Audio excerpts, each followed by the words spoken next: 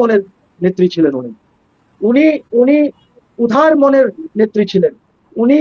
এই দেখেন, এই যে ফখরুল টখরুল এরা বা অন্য অনেক শত শত লোক, আপনাদের মিডিয়ার লোক, আপনাদের কালচারাল ইসের লোক, যারা অসুস্থ হতো, ইভেন আমাদের বিএনপির অসুস্থ হলে ওদের দেখাশোনা করা, ওদেরকে ফান্ডিং করা, যেন ওরা সিঙ্গাপুর টিঙ্গাপুর গিয়ে চিকিৎসা করাতে পারে। তো এই জন্য খুব বড় মনের নেত্রী ছিলেন, খুব বড় মনের ইয়ে ছিলেন। এবং আমি আমি তো বলেছি দেখ, আমি মনে হয় বুঝতে পারি নাই, ভুল করেছি। ভুল করেছি কেন জানেন? জাস্ট ওই ডেমোক্রেসি আর ইলেকশন নিয়ে, ঠিক আছে, এই কিছু জিনিস নিয়ে। আর উনার পরবর্তীতে আমরা যা দেখলাম, সেটাতে হাজার হাজার কোটি টাকা, মানে এই যে আমাদের শিশু অ্যাডভাইজার যারা ছিল, আসিফ, নাহিদ, মাহফুজ, আর কে কে ছিল, এরা যারা ছিল, এরা সবাই অনেক টাকা বানিয়েছে, অনেক কারাপশন করেছে। এন্ড ইউনুস এদেরকে কারাপশন করতে দিয়েছে। ইউনুস সে নিজেই কারাপশন করেছে, ওনার ক্যাবিনেটে সবাই কারাপশন করেছে। আর ওনার তো বিচার হওয়া উচিত যে উনি কিভাবে সরকার প্রধান হয়েছেন। আর ইনশাল্লাহ এটা হবে। উনাকে আমরা পাই বা না পাই, উনার বিরুদ্ধে বিচার হবে। এবং অচিরে আমরা চাইবো যে উনি দেশ ত্যাগ যেন না করেন। তো শেখ হাসিনাকে এখন আমি যেভাবে দেখি, যে শেখ হাসিনা হলেন de facto prime minister. Because Sheikh Hasina এত উন্নয়নের কাজ করেছেন, ঠিক আছে, 1 টাকার কাজ 10 টাকা হয়েছে, ডাজ নট ম্যাটার।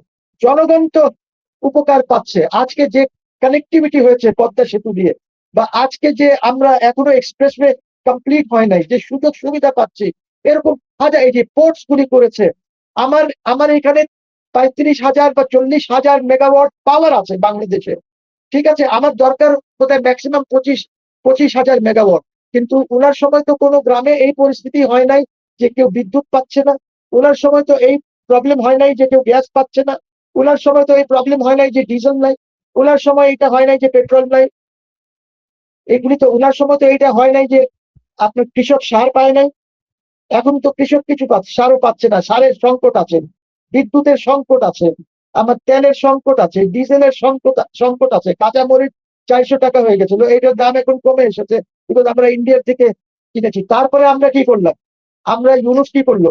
ইউনুস এসে বললো যে আমরা ইন্ডিয়ার এই 7 সিস্টার্স নিয়ে নেব, আমরা 7 সিস্টার্স আলাদা করে দেবো, আমরা বঙ্গোপসাগর এর মধ্যে আমরা ইন্ডিয়া বা কাউকে ঢুকতে, এটা আমার বাপের সাগর, ঠিক আছে, আন্তর্জাতিক আইন বলে কোনো নাই, এটা ইউনুসের বাপের সাগর, ঠিক আছে।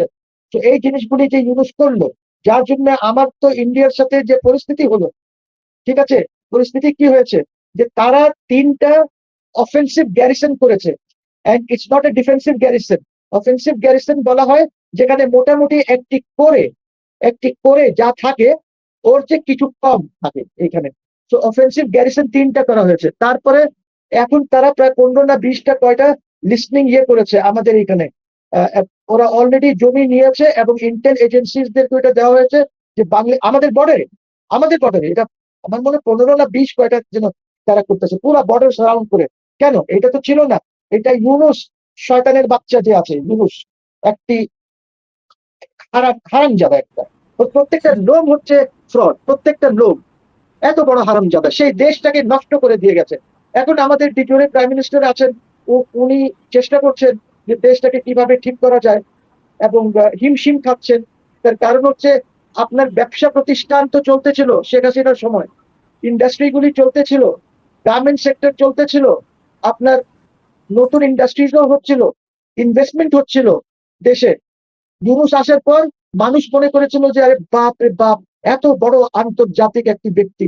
এই জন্য আমি শুরুর থেকে বলেছি যে Yunus is a fraud, he is an international fraud, he is এ, মানে ওকে না নোবেল, ওর যে পিস লেগেছে না ওখানে ফ্রড লেখা উচিত, নোবেল ইন ফ্রড, ঠিক আছে। তারপরে আপনারা নিজেরাই বিবেচনা করেন যে ওকে দেওয়া হয়েছিল 50%, আর 50% গ্রামীণ ব্যাংকে। একটি মহিলা নোবেল নিয়েছিল, ওনার সাথে গিয়েছিল ইসে, ওই নরওয়েতে, কিন্তু না না নোবেল দেখা যায়নি। মনে হচ্ছে নোবেল একা ইউনুস পেয়েছে। দেখেন কত বড় সীমাহীন ফ্রড, মানে একদম out of the highest order, ঠিক আছে। এবং এই মুহূর্তে মানে বাংলাদেশের কপাল কত খারাপ যে ইউনুসের মতন একটি আন্তর্জাতিক ব্যক্তি এইখানে জন্ম নিয়েছে। কোন মা আর কোন বাবা ওকে জন্ম দিয়েছে আমি জানি না, এত খারাপ লোক এই দেশে জন্ম হয়েছে। এই লোকটা যে আছে সে আজকে দেশকে যেখানে রেখে গেছে, এইখানে এখন অর্থনীতি নাই, এইখানে প্রত্যেকদিন কলকারখানা বন্ধ হচ্ছে, আপনার ইসের কি বলে ওই যে গার্মেন্ট সেক্টরের অবস্থা খুব খারাপ। মেয়েরা ওদের এখন দেখেন, মেয়েদের একটা ডিগনিটি ছিল, মহিলাদের একটা ডিগনিটি ছিল, তারা ডিগনিটির সাথে কাজ করত এবং পুরো পৃথিবীতে এইটার জন্য আমরা প্রশংসিত হয়েছি। এই মহিলাদের যে কর্মসংস্থান আমরা করেছিলাম, এটা ঠিক আছে, ইট স্টার্টেড ফ্রম হুসেন মোহাম্মদের সাথে গার্মেন্টস এক্সপোর্টটা, এবং এইটা চলে আসছে। তারপরে যারাই এসেছে সবসময় এটা খালি বেড়েছে, সেটা খালেদা জিয়ার সময় বেড়েছে, শেখ হাসিনার সময় বেড়েছে, এবং আমরা সেকেন্ড হয়েছি, নাম্বার 2 গার্মেন্টস এই সেক্টরটা, পুরো সেক্টর টেক্সটাইল গার্মেন্টস সব মিলিয়ে এইটাতে। তো এইটা তো আমাদের আপনি কি বলবো, আমরা আমাদের একটা কত, আমাদের মানুষ, আমাদের জনগণের মেধা, আমাদের এরা তো কোনোদিন ব্যবসায়ী ছিল না। আমাদের জনগণ খেটে খেত, খেতে খামারে নৌকা চালাতো, এইসব করতো।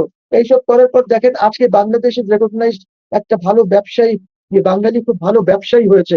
আমি তো দেখেছি, বিদেশে দেখেছি, আপনি চলে যান, দেখবেন যে একটা লোক হয়তো পেপার বিক্রি করছে, গাড়ি মুছছে, 2 বছর পরে যান, দেখেন একটা ছোট্ট দোকান করে বসে গেছে। এই হলো আমাদের, মানে আমরা কত মেধাবী, এটা তো আমরা বুঝতে পারি না। এই মেধাটা ডিস্ট্রয় করে আজকে দেখেন এত শিশু যে মারা গেল, কার জন্য মারা গেল? ইউনুসের জন্য মারা গেল। বিকজ ইউনুস এই ইপিআই প্রোগ্রামটা কন্টিনিউ করে নাই, বাজেট দেয় নাই। বিকজ এইটা চলমান প্রক্রিয়া, এখানে সরকারকে কিছুই করতে হবে না। ডিজির থেকে, ডিজি হেলথ থেকে আপনার চলে যাবে যে এত এই জিনিসগুলি দরকার, আপনি বাজেট দিয়ে দেবেন। এটার মধ্যে ইউএনও ইনভলভ থাকে, ইউএনডিপি বাংলাদেশে ইনভলভ থাকে এটার মধ্যে। তো এইটা ওনারা করেন নাই, বাজেট দেন নাই। আচ্ছা, এত শিশু মারা গেল, একটা উনি রিগ্রেট করে নাই, যে দুঃখ প্রকাশ করেন নাই উনি, যে আই এম সরি, আমাদের হয়তো গাফলতির জন্য এটা হয়েছে বা হোয়াট এভার, কিচ্ছু করে নাই। বরঞ্চ সিএনএন এর মালিক মারা গেল, যে সিএনএন এর প্রতিষ্ঠাতা যিনি ছিলেন, উনি মারা গেলেন, তখন 2 পাতা বিবৃতি দিয়েছে ইউনুস। তো আমার কথা হচ্ছে যে দেশ দেশ যেদিকে নিয়ে গেল ইউনুস, আজকে দেখেন কি পরিস্থিতি।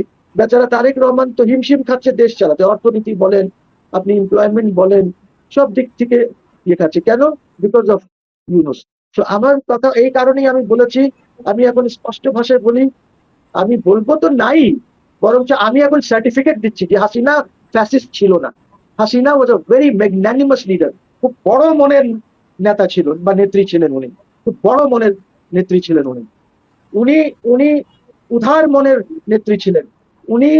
এই দেখেন, এই যে ফখরুল টখরুল এরা বা অন্য অনেক শত শত লোক, আপনাদের মিডিয়ার লোক, আপনাদের কালচারাল ইসের লোক, যারা অসুস্থ হতো, ইভেন আমাদের বিএনপির অসুস্থ হলে ওদের দেখাশোনা করা, ওদেরকে ফান্ডিং করা, যেন ওরা সিঙ্গাপুর গিয়ে চিকিৎসা করাতে পারে।